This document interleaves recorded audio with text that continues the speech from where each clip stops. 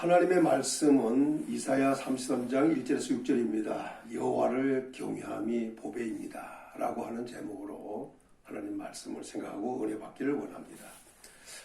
세상의 사람들은 사람을 점점 난폭하게 다루거나 약탈하고 파괴하고 황폐하게 하고 파멸시키는 자들이 점점 많아질 것입니다. 또한 불성실하게 대하거나 행동하고 배반으로 대신하거나 행동하고 속임으로 대하거나 행하며 죄를 범합니다.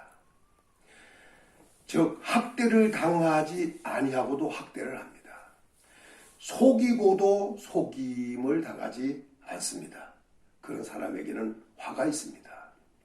그가 당하는 화는 그가 학대하기를 거치면 학대를 당할 것입니다. 속이기를 거치면 그도 속일 것입니다. 심은 대로 거두게 된다는 것입니다. 곧 심판을 의미합니다. 이것은 한 개인 같지만 개인이 아닙니다. 민족이요 나라들입니다. 요란한 소리로 말미암아 민족 곧 백성들이 도망을 합니다. 저 군중의 외침과 소동과 혼란과 소리로 말미암아 백성들이 도망을 합니다. 주께서 일어나심으로 말미암아 나라들이 흩어집니다. 민족, 국가, 국민들이 흩어졌습니다. 나라가 산산이 부수어지고 이것은 깨어지는 것을 의미합니다. 요란하여 백성들이 도망하고 나라들이 흩어진 것은 전쟁 때문입니다. 사람이 황충이 때같이 그들의 노량물을 모으게 될 것입니다. 또한 메뚜기가 뛰어오른 같이 그들 위에 뛰어오를 것입니다. 민족과 나라들은 전쟁에서 패하고 재물들은 노략을 당합니다. 심판입니다. 악을 해오가고 죄를 범함으로 오는 결과입니다. 학대를 당하지 않고도 학대했기 때문입니다. 속이고도 속임을 당하지 않았기 때문입니다. 악을 행하는 것입니다. 거짓으로 가득 찬 것입니다. 들어가서 이런 민족과 나라들은 망하게 됩니다. 이럴 때 우리는 어떻게 해야 되겠는가? 첫째, 기도해야 합니다.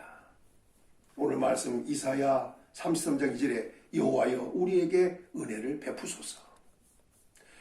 우리가 주를 앙망하오니 주는 아침마다 우리의 팔이 되시며 환난 때에 우리의 구원이 되소서. 이렇게 기도했습니다. 그 기도의 내용을 다시 확인하면 은혜를 베풀어 달라고 기도한 것입니다. 은혜를 받아야 하기 때문입니다. 두 번째는 주를 앙망합니다 라고 했습니다.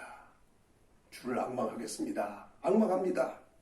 여기 앙망은 기다린다는 말입니다. 소망을 갖겠다는 것입니다. 세 번째는 아침마다 우리의 팔이 되어 달라고 기도했습니다. 아침마다. 이 말은 시작하는 그 시간부터 하루 종일 하나님은 우리의 팔이 달라는 겁니다. 근데 그 아침으로 끝나는 것이 아니라 아침마다라고 했습니다. 하나님은 우리의 팔입니다. 이사야 53장에서는 예수님은 하나님의 팔이 누구에 나타나느냐 했습니다. 바로 예수 그리스도를 말씀하는 것입니다. 팔이라고 하는 것은 붙들어 달라는 것입니다. 또 붙들어 주는 것이 팔입니다. 네 번째는 환난 때에 우리의 구원이 되어 달라고 기도합니다. 환난 때에 우리의 구원이 되어 달라. 이렇게 기도했습니다. 시편 50편 15절에 보면 환난 날에 나를 부르라 내가 너를 건지리니 내가 나를 영화롭게 하리라. 이렇게 말씀하셨습니다. 환난 날에 나를 부르라. 하나님을 부르라는 겁니다. 그러면 하나님이 환난 날에 부르면 건져줄 거니까 건짐을 받은 너는 나를 영화롭게 할 것이다. 우리 하나님은 우리를 건져주시고 하나님은 영화롭게 되는 이것이 바로 환난 때에 있을 일들입니다. 환난 때에 우리의 구원이 되어야 달라. 이렇게 기도를 했습니다. 두 번째 중요한 것은 하나님을 아는 것이 중요합니다. 기도의 대상, 도움을 청하는 이 대상, 은혜를 주실 수 있는 분, 앙망할 수 있는 분, 아침마다 팔이 되어 주실 분, 이 하나님은 어떤 분인가? 또 환난 때에 구원이 되어 주실 이분은 누군가? 그 하나님을 아는 것이 중요합니다. 이사야 34장 5절에 이렇게 말씀합니다. 여호와께서는 지극히 존귀하시니 그는 높은 곳에 거하시며 정의와 공의를 시온에 충만케 하시니라. 지금 기도의 대상이었던 그 하나님, 도움을 청했던 그 하나님은 지극히 존귀하시다는 겁니다. 그리고 높은 곳에 거하시는 분이라는 겁니다. 그리고 정의를 충만케 하시는 분이라는 겁니다. 그리고 공의를 시온에 충만케 하시는 분이라는 겁니다. 그러니까 정의가 넘치고 공의가 넘치게 하는 분이 누구냐? 존귀하신 분이요, 높은 곳에 거하시는 하나님이시다. 오늘 이 하나님으로 우리는 도움을 삼아야겠습니다. 세 번째는 여호와를 경외함이 보배가 됩니다. 이럴 때 우리는 하나님 경외함에 더 하나님을 잘 경외하는 사람이 되어야 합니다. 오늘 본문에 이렇게 말씀합니다. 336절에 내 시대에 평안함이 있으며 구원과 지혜와 지식의 풍성할 것이 있으니 여호와를 경외함이 내 보배니라. 이렇게 말씀을 하셨습니다. 하나님을 경외하는 것은 하나님의 요구입니다.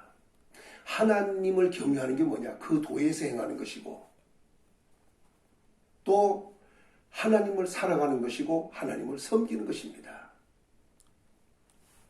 그것은 곧 하나님의 명령과 규례를 지키는 것입니다. 그것은 하나님의 요구인 동시에 그대로 행하면 그것은 우리의 행복이 됩니다. 우리는 하나님을 경외해야 됩니다. 두렵고 떨리는 마음으로 섬겨야 합니다. 그래서 하나님의 모든 길로 행하고 하나님을 정말로 사랑하고 하나님을 잘 섬기는 이런 사람이 되면 자체가 행복이 됩니다. 왜 오늘 본문에서 보배라고 했느냐? 여호와를 경외하는 것이 왜 보배라고 했느냐? 그것은 하나님이 요구를 드렸기 때문에도 되겠고 또 나에게 오는 행복 때문에도 그렇지만 이걸 전도서 12장에서는 인간의 사람의 본분이기 때문에도 그렇습니다. 그런데 그 중에 여기서 보배라고 하는 것을 왜 사용했느냐? 오늘 본문에서 이야기하는 보배는 무엇이냐? 오늘 말씀에 이렇게 말합니다.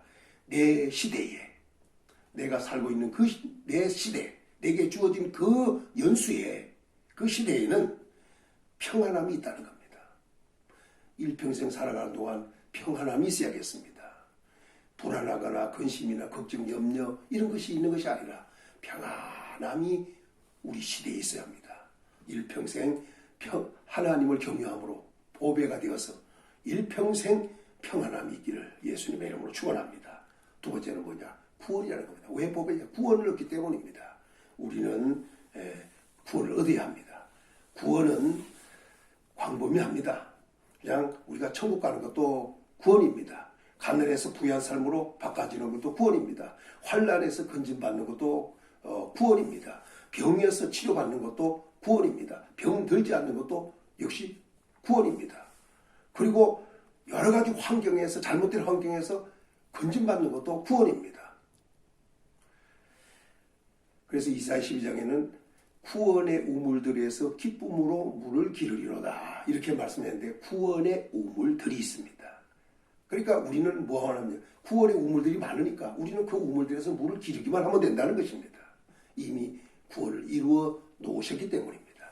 역시 우리 예수님은 이사야 53장 5절에 보면 그가 찔림은 우리 허물을 인하며 그가 상함은 우리의 죄악을 인함이라. 그가 징계를 받음으로 우리가 평화를 누리고 그가 채찍에 맞음으로 우리가 나음을 입었도다. 죄와 허물을 사함받으면 구원 천국입니다. 구원입니다. 징계를 받음으로 평화를 누렸다 했습니다. 평화는 마음에 옵니다. 물론 삶에도 옵니다. 중요한 것은 전쟁 반대입니다. 구원입니다. 책찍에 맞음으로 너희가 나음을 입었도다. 이건 육신의 질병에서 치료받는다는 것입니다. 로마서 고린도 후서 8장 9절에 보면 이렇게 말씀합니다. 너희가 그리스도의 은혜를 알거니와 그는 부요하신 자로서 가난하게 되시면 그의 가난함을 인하여 너희를 부요케 하려 함이라. 예수님은 이 세상에 오실 때 가난하게 오셨습니다. 그는 부요하신 분이었습니다. 그런데 우리 때문에 가난하게 됐습니다. 왜 가난하게 됐느냐? 우리를 부요케 하려고 가난하게 됐습니다. 삶이 부해지는 거 구원입니다. 죄와 허물 사함받고 천국 가는 거 구원입니다. 마음의 평화 얻는 거 구원입니다. 병 고침 받는 거 구원입니다. 삶이 부유해지는 거 구원입니다.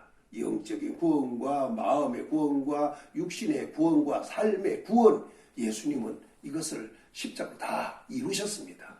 이런 구원의 은총이 우리에게 크게 임해야겠습니다. 예수 그리스도를 믿음으로 구원을 얻어야겠습니다. 그리고 하나님을 경외함으로 보배가 되어서 바로 구원의 은총을 체험해야겠습니다. 지혜가 보배입니다.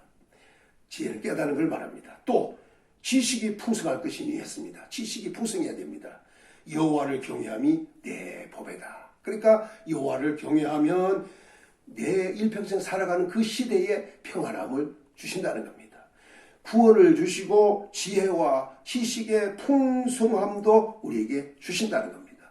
여호와를 경외하는 자에게 준다는 겁니다.